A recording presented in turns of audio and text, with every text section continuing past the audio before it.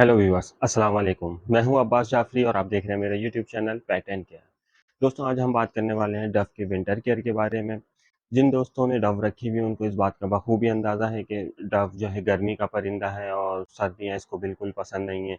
सर्दियों में इसको बहुत सारी प्रॉब्लम फेस करनी होती हैं, ब्रीडिंग भी स्लो हो जाती है, डेड इन शेल का भी इशू आता है, बच्चे भी मरने लगते हैं। तो आज हम इन सारे इश्यूज़ को डिस्कस करने वाले हैं कि हम इन सब चीज़ों को किस तरह से ओवरकम कर सकते हैं, किस तरह से अपनी डव को सर्दियों में मरने से बचा सकते हैं, चेंजिंग करके रूटीन में किस तरह इनके बच्चों को सर्वाइवल को पॉसिबल बना सकते हैं। चीज़ें आज हम डिटेल में इस वीडियो में देखेंगे। अगर आप मेरे चैनल पे नए हैं और अभी तक आपने मेरे चैनल को सब्सक्राइब नहीं किया है तो सब्सक्राइब कर लें, ताकि नई आने वाली वीडियो आपको बर वक्त मिल सके। बिना वक्त ज़ाया किए स्टार्ट करते हैं अपनी वीडियो। दोस्तों, जैसा कि आप जानते हैं कि डव को सर्दी बिल्कुल पसंद नहीं है। सर्दी के मौसम में फूल के बैठना शुरू हो जाती है। ये इसके लिए बहुत नुकसानदेह है। इसके लिए आपको करना ही है कि आपको इसको सर्दी से बचाना है और डायरेक्ट हवा से बचाना है। तो आपको कोशिश ये करनी है कि आपका सेटअप इंडोर हो या आउटडोर हो, तो आपको टेम्परेचर को मेंटेन रखना है और डायरेक्ट हवा से महफूज रखना है। इसके लिए सबसे बेहतरीन हल ये है कि आप अपनी शेड को, आपका चाहे इंडोर शेड हो या आउटडोर हो, आप उसको प्लास्टिक शीट से कवर करें ताकि डायरेक्ट हवा ना लग सके और इनको धूप लगती रहे। सिर्फ आपको डायरेक्ट हवा से नहीं बचाना, आपको सर्दी से भी बचाना है। सर्दी से बचाने के लिए बेहतरीन हल ये है कि आप बोरी का इस्तेमाल करें, या कोई आप चादर ले लें, कोई कपड़ा ले लें, कोई दरी इस टाइप की चीज़ जिससे आप कवर कर दें और इनको सर्दी ना लगे। और अगर फिर भी देखते हैं कि आपको ये कोई बर्ड फूल के बैठना शुरू हो गया और उसको हवा लग गई है या सर्दी लग गई है, तो आप उसको कोलिसोल का इस्तेमाल पानी में मिक्स करके करवाएँ, इंशाल्लाह आपका बर्ड ठीक हो जाएगा। दोस्तों, सर्दी के मौसम में एक जो इशू आता है दोस्तों की तरफ से, जिसकी कंप्लेन आती है, डव के एग्स में अनफर्टिलिटी का रेशो बहुत बढ़ जाता है। उसके बहुत सारे रीज़न हो सकते हैं। बाज़ औक़ात ऐसा होता है आपने नई पेयरिंग की है, सर्दी के मौसम में अगर नई पेयरिंग की है तो उसके फर्स्ट क्लच का एग्स का अनफर्टाइल होना कॉमन बात है, और वो बाज़ औक़ात स्टिक लूज़ होती है, जिसकी वज़ह से पेयर सही तरह से मैटिंग नहीं कर पाता, तो उसके एग्स भी आपके पास अनफर्टाइल आएँगे। कुछ केसेज़ में ऐसा होता है कि मेल छोटा है और फीमेल बड़ी है, मेल कूक रहा होता है तो ऐसा लगता है कि मेल अडल्ट हो गया, मगर ज़रूरी नहीं है कि उसके कूकने से वो अडल्ट हो गया है। उसको 6-7 महीने की एज पूरी करनी होती है। बाज़ केसेज़ में 4 महीने की एज में, साढ़े 4 महीने की एज में मेल कूकने लग जाता है। इसका मतलब ये नहीं कि वो मैच्योर हो गया है, वो ब्रीडिंग के काबिल हो गया है।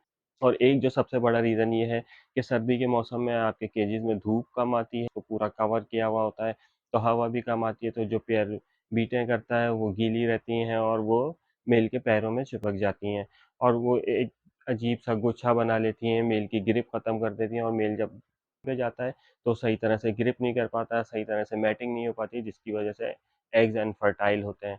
तो आपको ख़्याल ये रखना है कि मेल के पैरों की आप प्रॉपर सफाई रखें, केजेस की सफाई रखें, ताकि ये इश्यू ना हो सके। अगर इन सब चीज़ों का ध्यान रखने के बावजूद भी आपके पास एग अनफर्टाइल आ रहे हैं, तो इसका बहुत बड़ा रीज़न हो सकता है कि आपके बर्ड में विटामिन ई की कमी है। इसके लिए आप विटामिन ई के कैप्सूल आते हैं, एवियन के 400 एमजी का कैप्सूल ले लें, वो दाने में मिक्स करके भी चला सकते हैं आप, और डायरेक्ट पानी में मिक्स करके भी चला सकते हैं। 2 कैप्सूल 1 लीटर पानी के लिए बहुत है, वो आप चला सकते हैं। और अगर आपने एक्सपेंसिव बर्ड रखे हुए हैं, आप अफ़ोर्ड कर सकते हैं, तो मियालैक का ई-सेलेनियम आता है, वो इस अनफर्टिलिटी के इश्यू को हल करने के लिए ज़बरदस्त सोर्स है। आप हफ्ते में 2 दफ़ा उसका इस्तेमाल करवाएँ, तो आपको ज़बरदस्त रिज़ल्ट्स मिलेंगे। इसके अलावा एक प्रॉब्लम जो विंटर के मौसम में हमें फेस करनी पड़ती है डव के हवाले से, वो ये है कि डव के बच्चों के मरने का रेशियो बहुत ज़्यादा बढ़ जाता है। बाज़ औक़ात ऐसा होता है कि बच्चे नेस्टिंग में होते हैं और उनको मोशन लग गए, और जिसकी वज़ह से नेस्टिंग गीली हो गई, मज़ीद ठंड लग गई और वो मर जाते हैं। बाज़ औक़ात ऐसा होता है कि बच्चे नीचे कूद आते हैं, और वो जो आपकी ट्रे होती है वो ठंडी होती है, और ख़ास तौर पे रात के वक़्त बहुत ठंडी हो जाती है, जिसकी वज़ह से बच्चों को ठंड लगती है और वो मर जाते हैं। तो अगर आप थोड़ा-सा ध्यान रखें, अगर आपके पास कोई कारपेट का या कोई चादर का पीस हो, वो आप ट्रे में बिछा दें, या आप कोई कार्टन लेके ट्रे में बिछा दें, तो आपका ये मसला हल हो सकता है और बच्चे ठंड से महफूज़ रह सकते हैं। इसके अलावा एक इश्यू ये आता है कि सर्दी के मौसम में आपको पता है कि बैक्टीरिया की ग्रोथ बहुत तेज़ी से होती है, धूप भी कम होती है, जिसकी वजह से बैक्टीरिया को ग्रो करने का मौका मिलता है। तो इसकी नेस्टिंग में बीटों की वजह से बैक्टीरिया ग्रोथ करता है, जिसकी वजह से बारीक-बारीक सी माइट्स हो जाती हैं, जो बच्चों को काट के और उनको मार देती हैं। तो आपको इस चीज़ का ध्यान रखना है कि जिन जिन छन्नी में बच्चे आए हुए हों, जिन प्यालियों में बच्चे हों, उनको आप चेक करते रहें, उनकी नेस्टिंग प्रॉपर आप चेंज करें। हर ब्रीड के बाद आप उनकी नेस्टिंग चेंज करें, और जिसमें बच्चे रखे हुए हों, आप उसको 2 दिन, 3 दिन के बाद चेक करते रहें कि उसके अंदर माइट्स तो नहीं हो रही। अगर माइट्स हो रही हों, तो आप उसकी नेस्टिंग को चेंज कर दें। अपने डफ की बॉडी को भी गर्म रखना है। इसके लिए आपको उसको गर्म चीज़ें इस्तेमाल करवानी है, थोड़ा-सा आपको उसकी डाइट में चेंजिंग लानी है, ताकि आपके परिंदे की बॉडी इस काबिल रहे कि वो सर्दी को बर्दाश्त कर सके। अपने डफ को सीड मिक्स चलाते हैं, उसके अंदर आपको थोड़े से सरसों के बीज मिला देने हैं, थोड़े से व्हाइट तेल, थोड़े से काले तिल मिला के इनको यूज़ करवाना है, ताकि ये तीनों चीज़ें गर्म होती हैं, इससे आपका डफ का बॉडी गर्म रहेगी और सर्दी से महफूज रहेगा।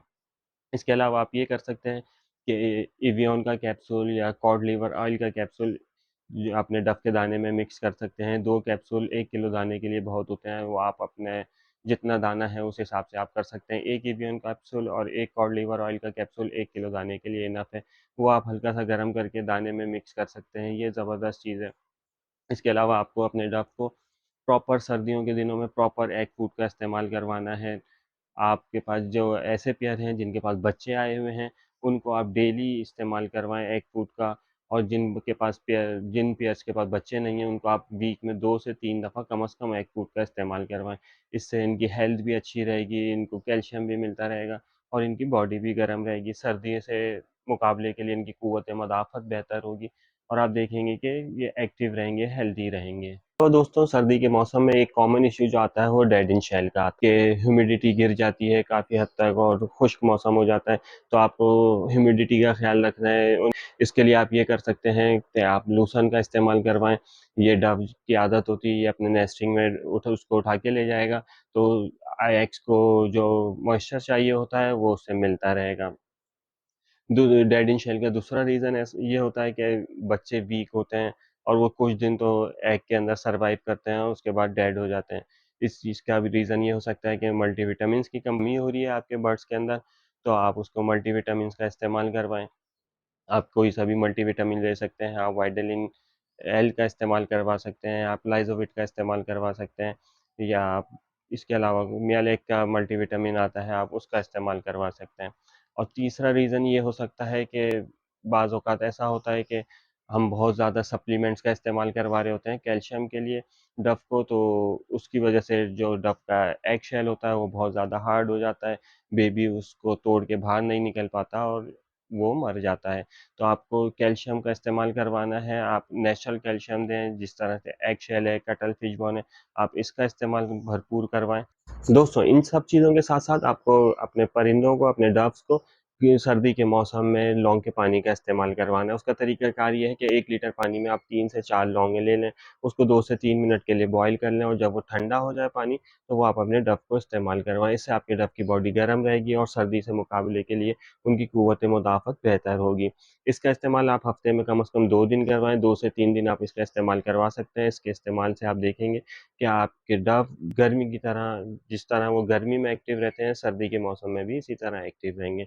इसके साथ-साथ आपको एक चीज़ का और ध्यान रखना है कि आपको पता है कि फ़ास्ट ब्रीड करता है डव, तो अगर आप इसे पूरे साल ब्रीड लेंगे तो फिर आपका परिंदा कमज़ोर हो जाएगा, उसकी ब्रीड भी सही नहीं रहेगी।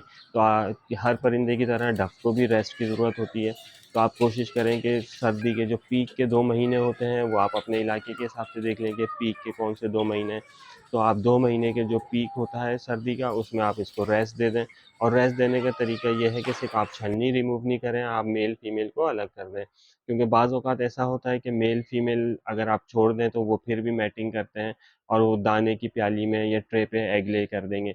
तो इसका रेस्ट देने का सही तरीक़ाकार ये है कि आप मेल और फीमेल को अलग-अलग कर दें और 2 महीने का रेस्ट दें। तो आप देखेंगे कि इससे आपकी ब्रीड भी बेहतर होगी, आपका परिंदा भी हेल्दी रहेगा। तो दोस्तों, ये थी कुछ टिप्स जो विंटर के हवाले से मैंने आपसे शेयर की, जो मैं अपने शेड में इस्तेमाल करता हूँ, जिसका मुझे अच्छा रिज़ल्ट मिलता है। उम्मीद करता हूँ ये वीडियो आपके लिए हेल्पफुल साबित होगी। अगर ये वीडियो आपके लिए हेल्पफुल साबित हो, आपके लिए कारआमद साबित हो, तो आप मेरे चैनल को लाइक करें, सब्सक्राइब करें और अपने दोस्तों में शेयर करें। मिलते हैं अगली वीडियो में किसी नए टॉपिक के साथ, जब तक के लिए अल्लाह हाफ़िज़।